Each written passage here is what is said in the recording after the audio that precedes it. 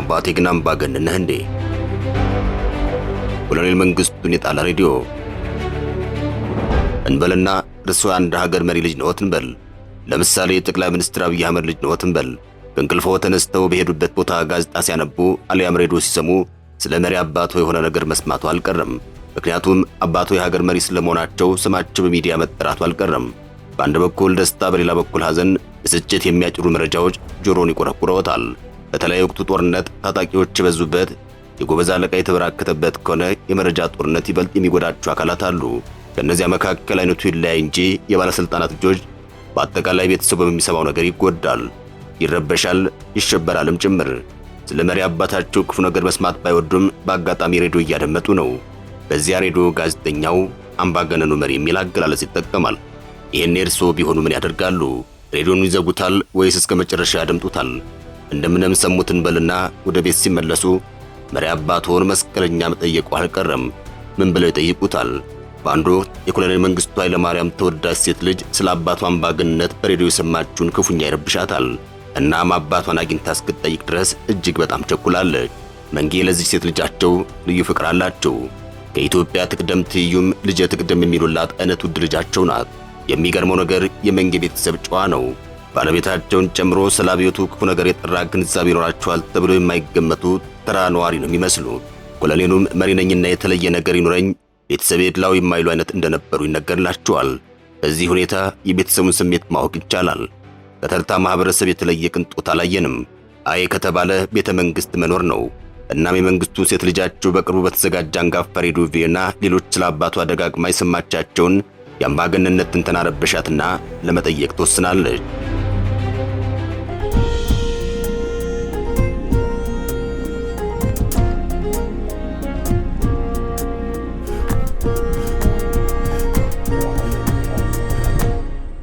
ኮሎኔሉ በሚወዷት ሴት ልጃቸው ተጠይቀው የመለሱት አስገራሚ ብልሃት ያለበት ነው። ለመሆኑ ኮሎኔሉ ምን አሉ?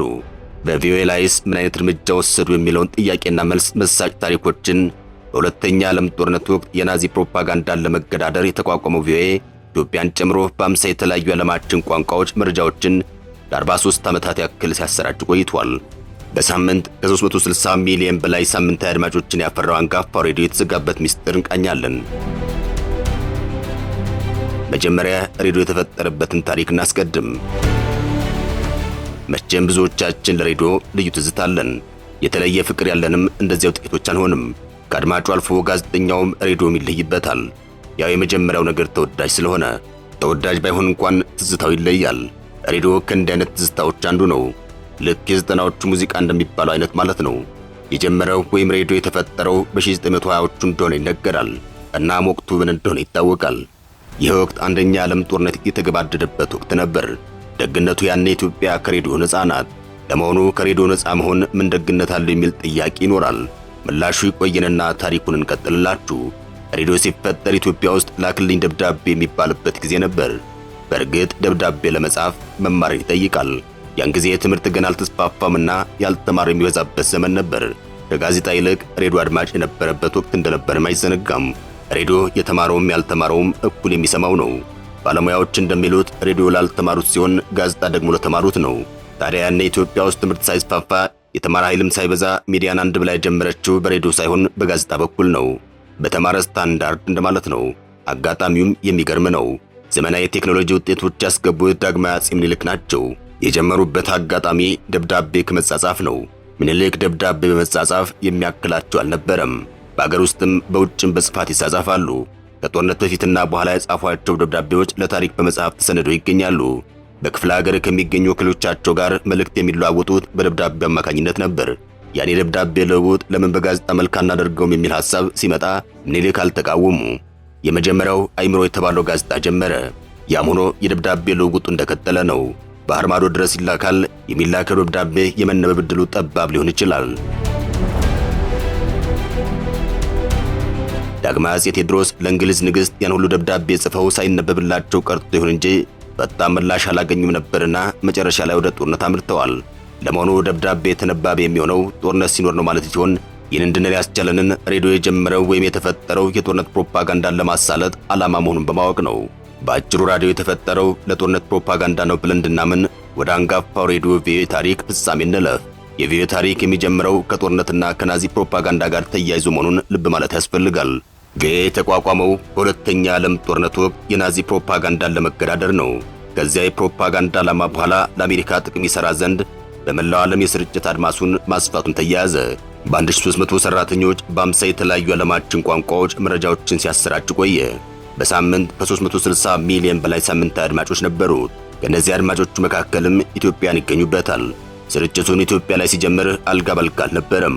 ወቅቱ እንዲህ እንደ ዛሬው የጦርነት አዙሪት የበዛበት፣ ግጭቶች እዚህም እዚያም የሚፈጠሩበት፣ የጎበዝ አለቃ የተበራከተበት፣ ከደደቢት በረሃ እስከ ኤርትራ በረሃ የትጥቅ ትግል የተስፋፋበት፣ ከአሲምባ እስከ አዲስ አበባ የሱፍ አበባ የተባሉት ኢህአፓዎች ከአብዮቱ ጋር አንገት ለአንገት የተናነቁበት፣ ደርግም በሻዕቢያና በወያኔ እረፍት ያጣበት ዘመን ነበር። እውነቱን ለመዘገብ በአማርኛ ቋንቋ ስርጭቱን የጀመረው ቪኦኤ ከወቅቱ የአገሪቱ መሪ ኮሎኔል መንግስቱ ኃይለማርያም ጋር ተጋጨ። አቤታዊ እርምጃቸው ለአሜሪካኖችም ተርፏል። ኮሎኔሉ ስልጣን ላይ በነበሩበት ሰዓት ኢትዮጵያን በአንድ አይነት የፖለቲካ ስርዓት ውስጥ በምትተዳደርበት በዚያን ወቅት አሜሪካውያንን ከኢትዮጵያ ውስጥ ጠራርገው ባስወጡበት ጊዜ ነው ቪኦኤ አማርኛ ስርጭት የጀመረው። ያኔ የአሜሪካ ፕሬዝዳንት የነበሩት ሮናልድ ሬገን ለፕሮፓጋንዳ በሚል ገንዘብ በበጀታቸው ቪኦኤ በአማርኛ ቋንቋ ስርጭት ጀመረ። ከዚያ በኋላ ኮሎኔል መንግስቱ ኃይለማርያም ላይ ተጽዕኖ በረታ። ከካራማራ እስከ ቀይ ኮከብ ጥሬ ለወደብም ለመደብም ለሉዓላዊነትም ሲፋለሙ 17 ዓመት ሳይረጋጉ ስልጣን ላይ የቆዩት ኮሎኔል መንግስቱ ፍጻሜያቸው ሳያምር እንዲህ ሆነ። ልጄ የጠላት ኑር አትስሜ፣ ኮሎኔል መንግስቱና ቪኦኤ። ጊዜው ሳንሱር የገነነበት ጊዜ ነበር። ደራሲና ጋዜጠኞች መንግስትን የሚተቹበት አውድ ጠቧል። እንደምንም ብለው ደፍረው የጻፉ ደራሲና ጋዜጠኞችም መጨረሻቸው እንደ በዓሉ ግርማና አቤ ጉበኛ ሆነ። በዓሉ በኦሮማይ መጽሐፉ ውድ ሕይወቱን አጣ። አቤ ደግሞ ባልወለድም መጽሐፉ ዋጋውን ከፈለ። በመጨረሻም አሟሟታቸው አላማረም። ደራሲዎቹ በጻፉት የተገደሉትና ዋጋ የከፈሉት ጊዜው ሳንሱር ስለነበር ነው። የኮሎኔል መንግስቱ ሴት ልጅ በዓሉ ግርማን ትወደው እንደነበር ይነገራል። መጽሐፉን ጠንቅቃ ነበር የምታነበው። የቄሳር እንባ በተሰኘው የሀብታሙ አለባቸው መጽሐፍ ውስጥ ተረኩ አለ። የሚገርመው ነገር ኮሎኔል መንግስቱ ልጃቸው ጭምር በመጽሐፍ የምታደንቀው በዓሉ አብዮቱን ነካ ብሎ መጣላታቸው ነው። መንጌ በአብዮቱ ድርድር አያውቁም። ትምህርት መንግስቱም በዚህ ጉዳይ የተበሳጨች ሳትመጣ አልቀረችም። ለአባቷ የተለየ ፍቅር አላት የምትባለው ሴት ልጃቸው ናት። አባትም የዚያን ያክል ለሴት ልጃቸው ልዩ ፍቅር ነበራቸው። ወላጅ ስለ ልጁ፣ ልጁም ስለ ወላጁ ክፉ ነገር መስማት አይወድም። የኮሎኔል መንግስቱ ሴት ልጅ ግን በመጽሐፍ ያነበበችው ትችት በሬዲዮ ጎልቶ ሲመጣ ክው ነበር ያለችው። እንዲህ እንደ ዛሬው ማህበራዊ መገናኛ ብዙሃን ባልተስፋፋበት ዘመን ሬዲዮን ማድመጥ ተመራጭ ነበር። የተማረው ኃይል ከሬዲዮ በተጨማሪ ጋዜጣና መጽሐፍን በማንበብ የወቅቱን ፖለቲካ ይከታተላል። ለ43 ዓመታት የኢትዮጵያን ፖለቲካ፣ ማህበራዊ ሕይወትና ጥበብ በቅርበት የዘገበው ቪኦኤ በአሜሪካውያን ግብር ከፋዮች ገንዘብ ተቋቋመ። በፕሬዝዳንት ዶናልድ ትራምፕ ትዕዛዝ የተቋረጠው በቅርቡ ነው። መዘጋቱን ተከትሎም ቢቢሲ አማርኛና ዶቼ ቬለ በስፋት ዘግበውታል። እንደ ዘገባው ያዘጋጅ ሂደቱ እንዲህ ነው።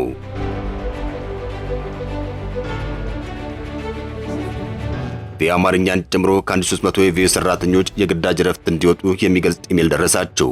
የሬዲዮ ጣቢያው ከተመሰረተበት እንደ አውሮፓውያን አቆጣጠር 1982 ወዲህ ለመጀመሪያ ጊዜ ሰጥ አለ። በኢትዮጵያ ታሪክ በርካታ ወሳኝ ምዕራፎች ላይ እማኝ የሆነበት የ43 ዓመታት ስርጭቱ ታሪክ ሆኖ ቀረ። ቪኦኤ አማርኛ ኢትዮጵያ ውስጥ ስርጭቱን ሲጀምር መረጃ ከመንግስት ቋት ብቻ ነበር የሚፈሰው።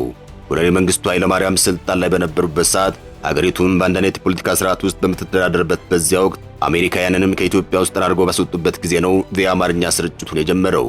ያኔ ታዲያ ኮሎኔል መንግስቱ በሬዲዮ መጀመር አልተደሰቱም። ከህዝባቸው ጋር እያጋጫቸው መጣ።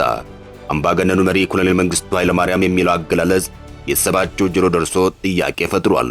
ለዚያውም በሚወዷት ሴት ልጃቸው አባቴ ግን አምባገነን ነህ እንዴ ተብሎ መጠየቅ መሞ ምን ያክል እንደሆነ መንጌ ብቻ ናቸው የሚያውቁት። ጥያቄው ከመደጋገሙ የተነሳ ሴት ልጃቸው አኩርፋ ካገኟት ምክንያቷን ሳትነግራቸው ያውቁታል እና ምን ብለው ያባብሏት? ልጄ የጠላት ወሬ አትስሚ፣ ስለኔ መጥፎ ነገር የሚያውቁትን ብቻ አትስሚ። ስለኔ መጥፎ ነገር የሚያወሩ ሚዲያዎች እንዳሉ ሁሉ ስለኔ መልካም ነገር የሚያወሩ ሚዲያዎችም አሉ። እነሱ ስሚ አይነት ምላሽና ምክር በመስጠት ያኮረፈች ልጃቸውን ያባብሏታል። በእርግጥ በዚያ ቀውጥ ጊዜ ስለ ኮሎኔል መንግስቱ ኃይለማርያም ጥሩ ነገር የሚያወራ ሚዲያ ነበረው ተብሎ ሲጠየቅ ምላሹ የለም ይሆናል። ራሳቸው ከሚመሩት ሚዲያዎች ሌላው ስለሳቸው ጥሩ አይዘግብም። በዚያን ጊዜ ኮሎኔል መንግስቱ ጠላት ከሚሏቸው መገናኛ ብዙሃን ውስጥ ቪኦኤ አንዱ ነበር። ያኔ ቪኦኤ ኮሎኔል መንግስቱን ወይም የደርግ መንግስት የአገሪቱን የፖለቲካ ህዋ በሙሉ የተቆጣጠረበት ጊዜ ነው ብሎ ይተቻቸው ነበር። አንድ አይነት አስተሳሰብ፣ አንድ አይነት ቅኝት፣ አንድ አይነት የፖለቲካ ፍልስፍና አገሪቱን ሙሉ በሙሉ የሚቆጣጠርበት ጊዜ ነበር። ከቀበሌ ጀምሮ እስከ አርሶ አደር ማህበር ድረስ የአገሪቱን ሕይወት የሚቆጣጠርበት ጊዜ ነበር። በዚያ ወቅት ነው ቪኦኤ አማርኛ አገልግሎቱን ከፍቶ ኮሎኔል መንግስቱን እረፍት የነሳቸው።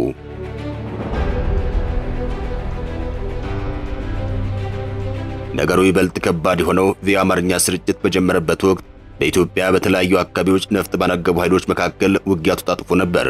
በዚህ ወቅት ሚዛናዊ መረጃ አይገኝም።